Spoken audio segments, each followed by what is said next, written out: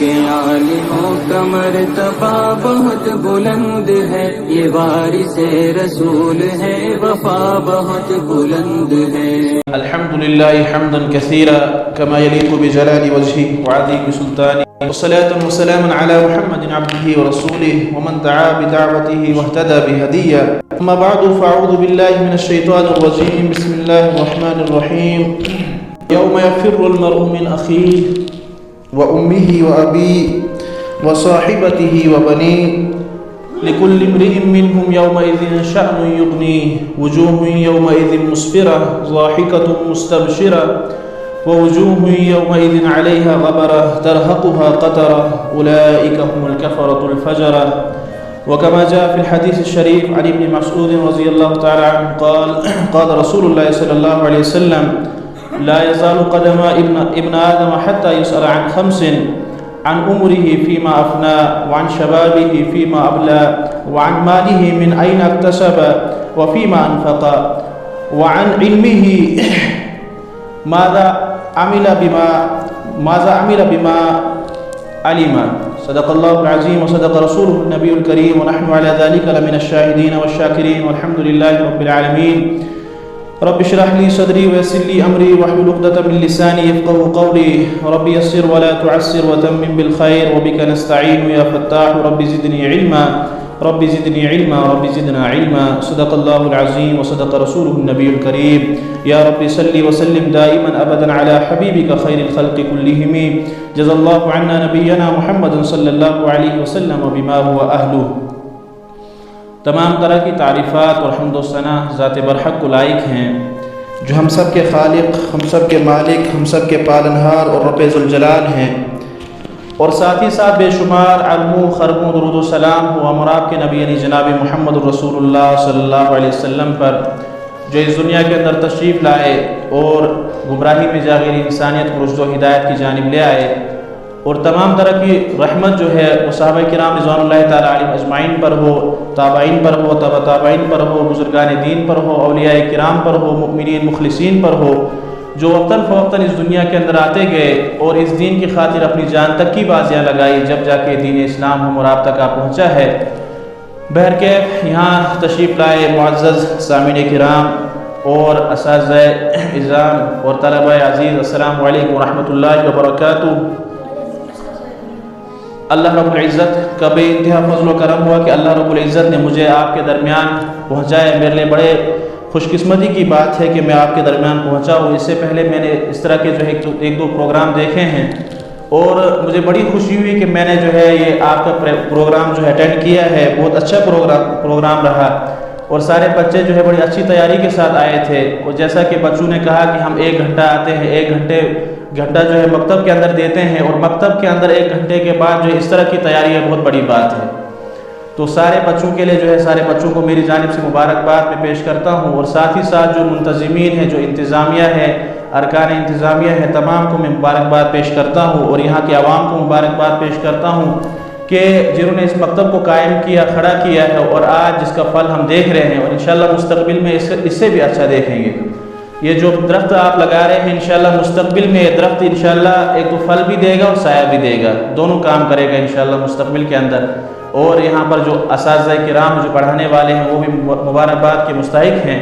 تو بہرحال یہ سارا کچھ جو پڑھنا پڑھانا ہوتا ہے، یہ سب کچھ جو ہے اللہ تعالیٰ کو راضی کرنے کے لیے ہوتا ہے، کہ ہمارا رب ہم سے کس طرح راضی ہو جائے، کہ اللہ تعالیٰ راضی ہو جائے، وہی ہمارے لیے سب سے بڑی بات ہے۔ کیونکہ کل قیامت کے دن جنت والے جب جنت کے اندر داخل ہو جائیں گے تو ان سے پوچھا جائے گا، ان سے کہا جائے گا کیا کسی اور چیز کی تمہیں تمنا ہے، کیا کسی اور چیز کی تم تمنا کرتے ہو؟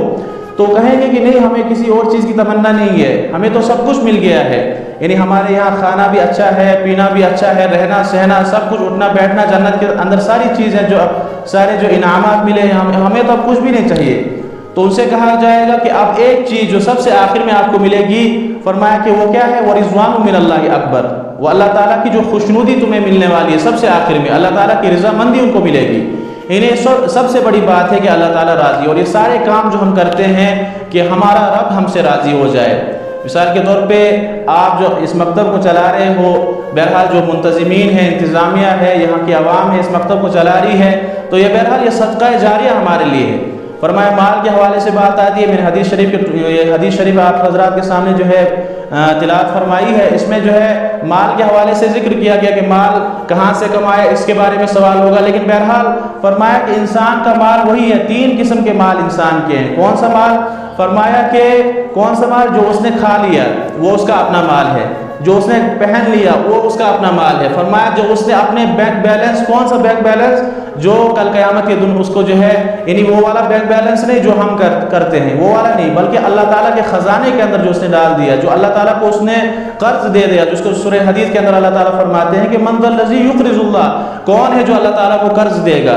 یعنی اللہ تعالیٰ کو قرض دینے کا مطلب کیا ہے کہ کون ہے جو اللہ تعالیٰ کے خزانے میں اپنے پیسے کو جمع کرے گا؟ اور اللہ تعالیٰ کے خزانے میں اپنے پیسوں کو جمع کرنا مطلب کیا ہے کہ بس انہی جو نیک کام ہے، جو نیک کام ہے، تو بہرحال ان نیک کاموں کے اندر اپنے پیسوں کو لگانا، یہی جو ہے یہی پیسے اللہ تعالیٰ کے خزانے میں جمع کرنا ہے۔ تو بہرحال یہ سارے کام، یہ سارے اصلاحی کام، اسی طریقے سے جو ہے اعمال صالح کیوں کیے جاتے ہیں؟ اللہ تعالیٰ کو راضی کرنے کے لیے، اور کیوں کیے جاتے ہیں؟ تاکہ ایک انسان کامیاب ہو جائے۔ دنیا کی کامیابی جو ہے دنیا تک محدود ہوتی ہے، لیکن اصل کامیابی جو ہے آخرت کی کامیابی ہے۔ اگر انسان کامیاب ہے تو آخرت کے اعتبار سے اصل کامیابی ہے۔ فرمایا دنیا کے اندر، دنیا تو ایک امیر ہے وہ اپنی امیری کے ساتھ دنیا گزار لے گا، اس کی امیری اس کے ساتھ جو ہے دنیا گزر جائے گی۔ ایک غریب ہے وہ اپنی غربت میں دنیا گزار دے گا، لیکن اصل جو ہے مسئلہ ہے وہ قیامت کا مسئلہ ہے، جس موقع پر میں نے قرآن پاک سورہ عبس کی جو ہے چند آیات آپ حضرات کے سامنے تلاوت فرمائی کہ جن رشتوں کا حوالہ دنیا کے اندر ہم دیا کرتے ہیں، کسی جگہ پریشان ہو جائے، کسی جگہ پیسوں کی ضرورت پڑے، کسی جگہ کسی کے ساتھ جھگڑا ہو گیا، کسی کے ساتھ کوئی پریشانی ہو گئی، تو بہرحال ہم رشتہ پکارتے ہیں۔ ہم کیا کہتے ہیں کہ ہمارے پاس جو ہمارے والدین ابھی موجود ہیں، حیات ہیں۔ ہم کیا کہتے ہیں کہ ہمارے جو ہے بھائی ہمارے ساتھ کھڑے ہیں، ہمیں پریشان ہونے کی ضرورت نہیں ہے۔ ہم کیا کہتے ہیں کہ ہماری اولاد ہمارے سامنے موجود ہے، ہمیں پریشان ہونے کی ضرورت نہیں ہے۔ تو بہرحال فرمایا قیامت کے دن جو ہے یہی رشتے، انہی رشتوں سے انسان بھاگتا پھرے گا کہ کہیں مجھے اس اپنے والدین کو کی نیکی نہ دینی پڑ جائے، کہیں جو ہے مجھے اپنی اولاد کو نیکی نہ دینی پڑ جائے۔ فرمایا ایک انسان جو ہے ان رشتوں سے جو ہے بھاگتا پھرے گا۔ فرمایا یوم یفر المرء من اخیہ، فرمایا ایک شخص قیامت کے دن جو ہے اپنے بھائی سے بھاگے گا، ومن امہ وابی، فرمایا کہ اپنے والدین سے بھاگے گا، وصاحبتہ واخیہ، فرمایا کہ اپنی جو اہلیہ ہے اس سے بھاگے گا، یعنی ساتھی، اہلیہ بھی مراد ہے یہاں پہ اور شوہر بھی، یعنی شوہر اپنی اہلیہ سے بھاگے گا اور اہلیہ اپنے شوہر سے بھاگے گی۔ تو فرمایا کہ وصاحبتہ واخیہ وصاحبتہ وبنی، فرمایا اپنے اولاد سے بھاگے گا۔ تو بہرحال یہی قیامت کا جو مرحلہ ہے، قیامت کے دن جب ہمیں حاضر ہونا ہے، اور ایک ایمان والے کا یقین ہے کہ قیامت کے دن کھڑا ہونا ہے، اللہ تعالیٰ کے سامنے ہماری حاضری یقینی ہے، وہاں پہ کھڑا ہونا ہے، لیکن جو یہ رشتے ہیں، جن رشتوں کا حوالہ ہم دنیا کے اندر دیا کرتے ہیں، یہ رشتے بھی وہاں پر ساتھ دینا چھوڑ دیں گے۔ ایک شخص جو ہے ان رشتوں سے بھاگ جائے گا۔ فرمایا کہ اس وقت کامیاب کون ہوگا؟ کامیاب وہی ہوگا کہ جس نے دنیا کے اندر زندگی کیسے گزاری ہوگی، اللہ تعالیٰ کے احکامات کو جس نے اپنایا ہوگا، حضور علیہ السلام کے طریقوں پر جس نے زندگی گزاری ہوگی۔ فرمایا کامیاب صحیح معنی میں وہی ہے، کامیاب وہی شخص ہے کہ جس نے دنیا کے اندر زندگی ویسے گزاری ہوگی۔ کیونکہ حدیث پاک کے اندر آتا ہے، وقت مختصر ہے کہ جو میں نے حدیث کا ٹکڑا آپ حضرات کے سامنے بلکہ مکمل حدیث پڑھی، جس میں اللہ کے رسول صلی اللہ علیہ وسلم نے ارشاد فرمایا کہ ابن آدم کے قدم اپنی جگہ سے نہیں ہٹ پائیں گے۔ یہ حدیث آپ بارہ سنتے ہوگے، بلکہ یہ درس جو ہے یہ درس دہرایا جاتا ہے، یہ سبق یاد کرایا جاتا ہے، یہ کہ معلومات میں بہت زیادہ ہے، یہ جو ہے سبق یاد کرایا جاتا ہے۔ فرمایا ابن آدم کے جو ہے قدم اپنی جگہ سے ہلیں گے نہیں، ہٹیں گے نہیں، جب تک کہ اسے 5 سوالوں کے جوابات وہ نہ دے۔ اس سے 5 سوالات کیے جائیں گے۔ کون سے سوالات کیے جائیں گے؟ اس سے اس کی عمر کے بارے میں پوچھا جائے گا۔ جس طرح ایک طالب علم کو، سکول میں پڑھنے والے کو، کالج میں پڑھنے والے کو، یونیورسٹی کے اندر پڑھنے والے کو، اس کو ایک مثال امتحان ہوتا ہے، امتحان گاہ کے اندر جب بیٹھتا ہے اس کو ایک پرچہ دیا جاتا ہے، اس کو پرچہ دیا جاتا ہے، اس میں لکھا ہوتا ہے کہ آپ کو 3 گھنٹے کا وقت دیا گیا ہے، آپ کو 2.5 گھنٹے کا وقت دیا گیا ہے، آپ کو 3 گھنٹے کے اندر جو ہے یہ سوالات حل کرنے ہیں۔ اسی طریقے سے جو ہے ہمیں بھی ہماری زندگی ایک پرچے کے اعتبار سے کہ ہاں آپ کو زندگی دی گئی ہے، اب آپ اس زندگی میں جو کچھ اعمال کرتے ہیں وہ آپ کے نامہ اعمال میں لکھ دیا جاتا ہے۔ یہ ہمارے لیے ہمیں جو ہے زندگی دی گئی ہے۔ فرمایا اس عمر کے بارے میں پوچھا جائے گا، جائے گا کہ آپ نے اس 3 گھنٹے کی جو وقت جو آپ کو دیا گیا تھا یہ پرچہ حل کرنے کے لیے آپ نے اس کے اندر کیا کیا. اور دوسرا جو ہے جوانی کے بارے میں پوچھا جائے گا. وان شبابی فیما ابلا کہ جوانی جو ہے وہ کہاں ضائع کی, یعنی جوانی کے بارے میں پوچھا جائے, کیونکہ جوانی کے حوالے سے جو دوسری حدیث کے اندر آتا ہے کہ کل قیامت کے دن جو ہے 7 لوگ عرش کے نیچے ہوں گے. فرمایا ان میں 7 لوگوں میں سے ایک شخص وہ بھی ہوگا کہ جو جوان مطلب جو جوان ہوا ہے, جوان کس حالت میں ہوا ہے, اللہ تعالیٰ کی عبادت میں پروان چڑھا ہے, یعنی جوانی اس کی کہاں گزری, اللہ تعالیٰ کی عبادت میں. وہ بھی کل قیامت کے دن جب کوئی سایہ نہیں ہوگا اس سایہ کے نیچے وہ جوان بھی ہوگا. فرمایا اس کے بارے میں جوانی کے بارے میں پوچھا جائے گا, کیونکہ جوانی انسان کو اس کا اندازہ انسان نہیں لگا سکتا. یہ اسی وقت انسان کو پتہ چلتا ہے کہ جب جوانی ڈھلتی ہے اور انسان 40 سال کے اوپر جو ہے پہنچتا ہے, پھر انسان کو اندازہ ہوتا ہے کہ اللہ تعالیٰ نے مجھے جو قوت دی تھی, مجھے جو طاقت دی تھی, کیونکہ اس قوت اور طاقت کے لیے انسان کا جو ہے اس کی ٹانگیں جو ہے اس کا جو ہے جواب دیتی ہیں, وہ چلنا جو ہے اس کے لیے دشوار ہو جاتا ہے آہستہ آہستہ. فرمایا اسی لیے جو ہے جوانی کے بارے میں پوچھا جائے گا کہ جوانی کے اندر تو نے اللہ تعالیٰ کی کیسے عبادت کی. اور مال کے بارے میں پوچھا جائے گا, مال کہاں سے کمایا اور کہاں خرچ کیا. مال کے تعلق سے جو ہے 2 سوالات کیے جائیں گے. مال ایک تو کمانا ہے, فرمایا حلال راستے سے کمایا یا حرام راستے سے کمایا. فرمایا کہ اگر حلال راستے سے کمایا ہے اور اسی طریقے سے جو ہے حلال راستے میں خرچ کیا تو فرمایا کامیاب ہے.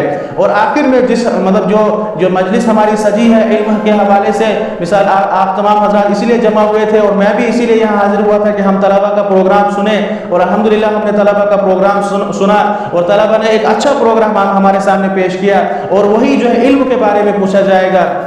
جیسے مثال کے طور پر دنیا کے اندر کوئی بھی چیز ہم خریدتے ہیں, کوئی بھی چیز ہم خریدتے ہیں, مثال کے طور پہ آپ نے فون لیا ہے, آپ نے فریج لیا ہے, کوئی بھی چیز آپ دنیا کے اندر لیتے ہیں تو اس چیز کے ساتھ آپ کو کیا ملتا ہے, ایک مثال ایک وہ مطلب چھوٹی سی ڈائری آپ کو ملتی ہے, اس میں لکھا ہوتا ہے کہ اس چیز کو کیسے استعمال کرنا ہے, اس کو یوز کیسے کرنا ہے, وہ آپ کو ملتا ہے. ایک پامپلیٹ سا اس کے ساتھ ملتا ہے آپ کو.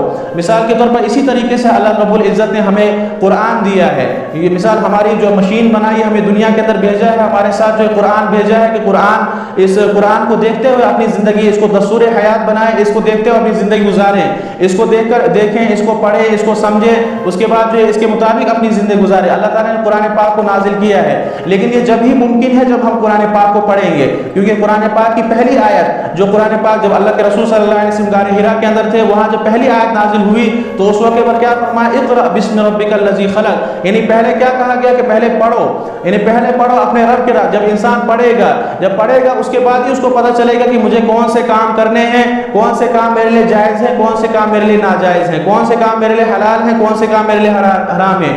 یہ جب ہی ممکن ہے جب انسان کو جو ہے جب انسان پڑھے گا, تب انسان کے لیے کام کرنا اس کے لیے جو ہے آسان ہو جائے گا. لیکن جب انسان پڑھے گا نہیں, اس کو پتہ نہیں ہوگا کہ مجھے اس چیز کا استعمال کیسے کرنا ہے.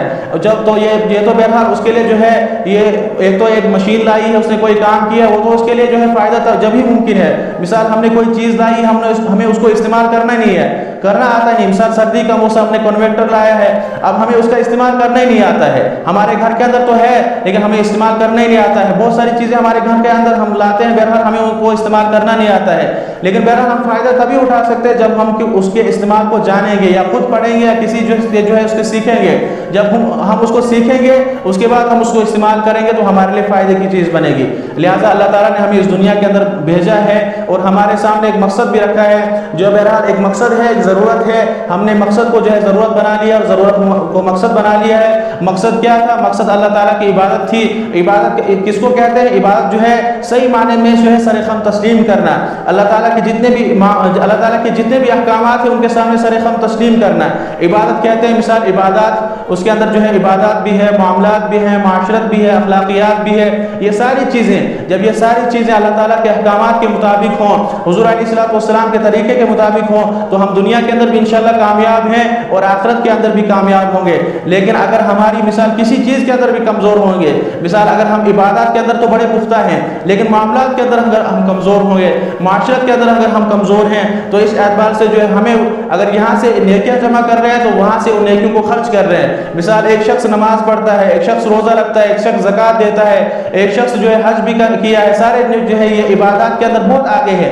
لیکن معاملات کے اندر, معاشرت کے اندر کیا ہے, معاشرت کے اندر کیا کرتا ہے, ایک کو جو ہے اپنے ہمسائے کو, اپنے پڑوسی کو, اپنے رشتہ دار کو جو ہے گالی گلوچ دیتا ہے, اس کی غیبت کرتا ہے, اس کی چغل خوری کرتا ہے, کسی کا مال دباتا ہے, کسی کو پریشان کرتا ہے. فرمایا کہ یہاں سے تو نیکیاں جمع کر رہا ہے لیکن ایسے تھیلے کے اندر نیکیاں جمع کر رہا ہے کہ جو جس تھیلے کے سوراخ ہیں یہ نیکیاں جمع کر رہا ہے لیکن اس کی نیکیاں جو ہے اس تھیلے سے نکل رہی ہیں۔ فرمایا کہ اگر ہمیں صحیح معنی میں مومن بننا ہے تو صحیح معنی میں کامل مومن وہی ہے کہ جو عبادات کے اندر بھی بڑا پختہ ہو، معاملات کے اندر بھی پختہ ہو، معاشرت کے اندر بھی پختہ ہو، اس کے اخلاق بھی ویسے اخلاق ہوں جو کہ حضور علیہ الصلوۃ والسلام کے اخلاق تھے، اس کے اخلاق بھی ویسے اخلاق ہوں جو صحابہ کرام رضوان اللہ تعالیٰ علیہم اجمعین کے اخلاق تھے، کیونکہ صحابہ کرام رضوان اللہ تعالیٰ علیہم اجمعین کے اخلاق ویسے ہی اخلاق ہے۔ اگر ہمیں حضور علیہ الصلوۃ والسلام کی زندگی کو دیکھنا ہے، اگر حضور علیہ الصلوۃ والسلام کی کسی بھی پہلو کو جاننا سمجھنا ہے تو ہمیں صحابہ کرام رضوان اللہ تعالیٰ علیہم اجمعین کا سہارا لینا پڑتا ہے۔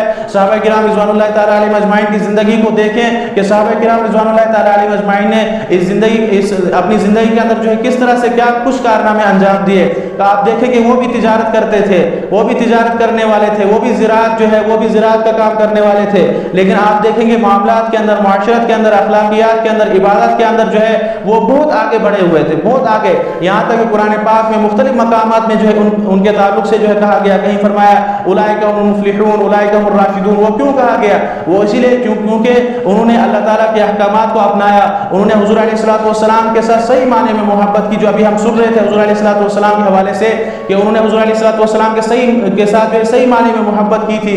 وہ محبت جو ہے جس محبت کا ہم صرف دعویٰ کرتے ہیں وہ محبت انہوں نے صحیح معنی میں اللہ کے رسول صلی اللہ علیہ وسلم کے ساتھ کی تھی۔ بہرحال وقت مختصر ہے، اللہ تعالیٰ ہمیں جو ہے ان منتشر باتوں پر عمل کرنے کی توفیق نصیب فرمائے، اللہ تعالیٰ ہم سب کو کہی ہوئی گئی باتوں پر عمل کرنے کی توفیق نصیب فرمائے، اور اللہ تعالیٰ اس مکتب کو جو ہے مزید ترقیات سے نوازے۔ اللہ تعالیٰ ان بچوں کو بعمل عالم قاری اور اسی طریقے سے جو ہے بعمل جو ہے پڑھنے والا بنائے۔ اللہ تعالیٰ ہم سب کو کہنے سننے سے زیادہ عمل کرنے کی توفیق نصیب فرمائے۔ وآخر دعوانا الحمدللہ رب العالمین۔